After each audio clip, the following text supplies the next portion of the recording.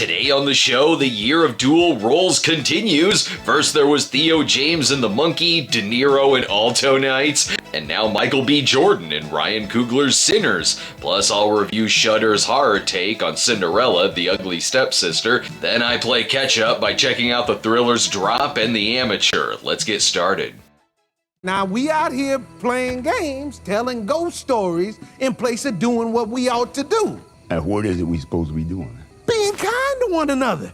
Sinners is like a 2 movies in 1 flick, set in 1930s Mississippi, where twin brothers steal some money from gangsters and head back to their hometown to open a juke joint, and just the atmosphere alone sucks you into the story. They spend a tremendous amount of time really creating this open world of backdoor dealings, a love for music, romance, and vampires. Even the side characters who come into it are given such great dialogue and personality that it's like they're a 3-dimensional character the second they come on screen. Michael B. Jordan seamlessly plays against himself and balances all these emotions between being great bargainers, public speakers, and then will shoot you in the ass or in the knee if you double-cross them. It has a lot of love for From Dusk Till Dawn, where the brothers have their own crime-filled story going on before it gets to the second half, with the juke joint surrounded by vampires with a flair for dance, like they're vampires sent from the universe of The Wicker Man.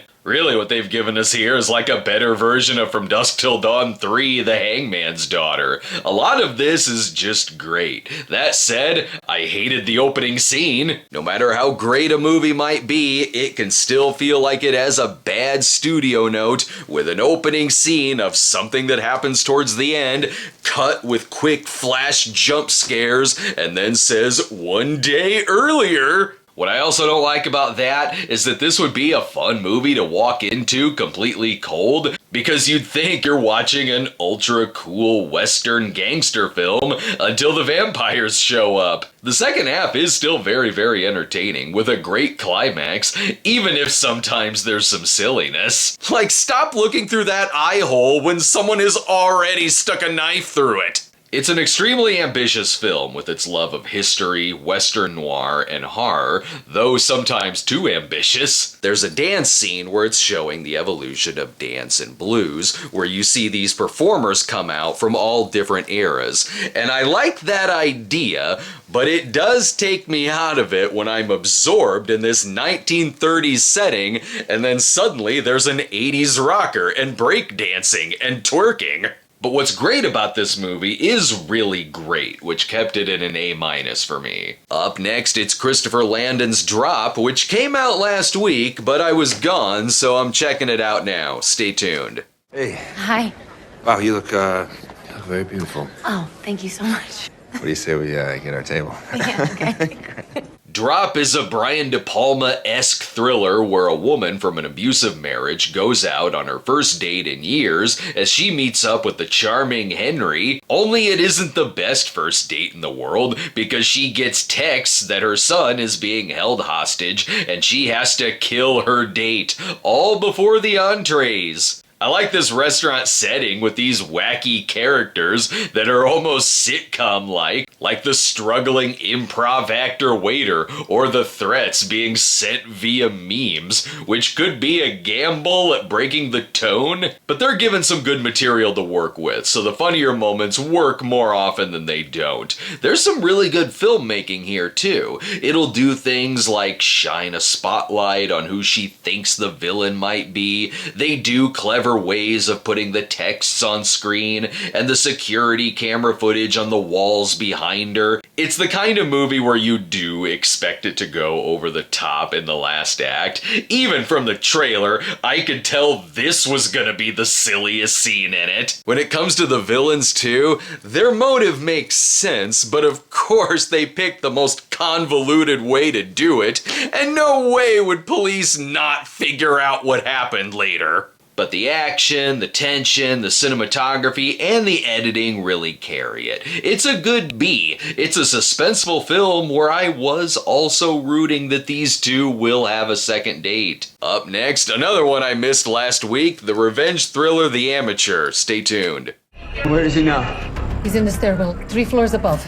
Head towards the basement. There's an exit in the back. When I saw this trailer, I was like, I remember this movie. This was a 1981 John Savage film that I remember catching at probably like 1 in the morning on HBO once, and I remember liking it, but don't remember much else about it, not enough to compare it to this new film, which has Rami Malek in the lead. Malek is a CIA cryptographer who loses his wife in a terrorist attack, and he basically blackmails his bosses into giving him some training to hunt down the killers, even if that means he's also on the run from the CIA too. Rami Malek is perfect casting for this, in that his character Charlie isn't a field guy. He's always anxious, nerdy, and sweats bullets whenever he has to hold the gun, but he has the intensity that's good for a revenge film. I like when he breaks into an apartment and has to pull up a YouTube video on how to pick a lock. It also works in that it makes all the other characters underestimate him and his abilities. His best weapon is his brain, which he uses throughout it, like being able to track a location just from looking at details in a picture. Even the audience underestimates him too, in that there's a lot of scenes where he really seems cornered, and the ways that he gets the upper hand is always a nice surprise. There's a lot of very standard things about it. It has the feel of the John Savage movie if it were made around the time of The Recruit or Spy Game. We don't see a lot of him and his wife together at the beginning. That setup is a little stock. And there's some flashbacks that slow things down a bit. John Bernthal's role is also more of a glorified cameo that really doesn't have much to do with anything. I almost wondered if those scenes were added in a reshoot. Overall, I was entertained in the moment, but I don't know how much I'll remember it later. Sort of like the original, I guess. But it's a solid B-, nothing to rush out and see, but enjoyable. Up next, what movie did I walk into cold this week? It's The Ugly Stepsister. Stay tuned.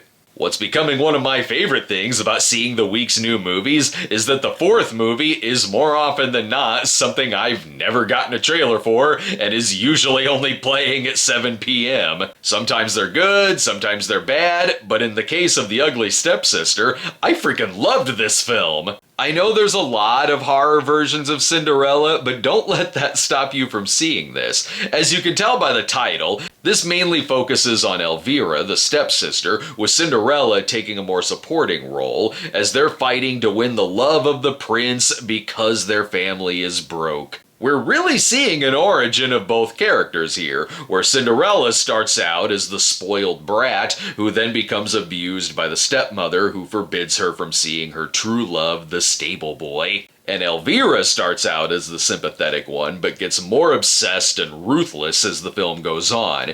It goes hardcore into body horror with the lengths they go through to look their prettiest for the ball. From these horrific old-timey surgeries to swallowing a tapeworm to lose weight and butchering your feet to fit the slipper, all for a prince who loves pissing in the woods with his frat boy buddies. I love the filmmaking too. It's shot like it's a long-lost Jess Franco movie about body issues. The levels of punishment Elvira does to herself causes her to sacrifice her sanity for beauty, but you still feel sadness for her. It really is a tragic story they're showing here. For me, this was an A. I know Sinners will be the one everyone's talking about, but this was my favorite movie of the week. Thanks for watching, everyone. Stay tuned next week where I'll have reviews for The Accountant 2 and Until Dawn. See you next time.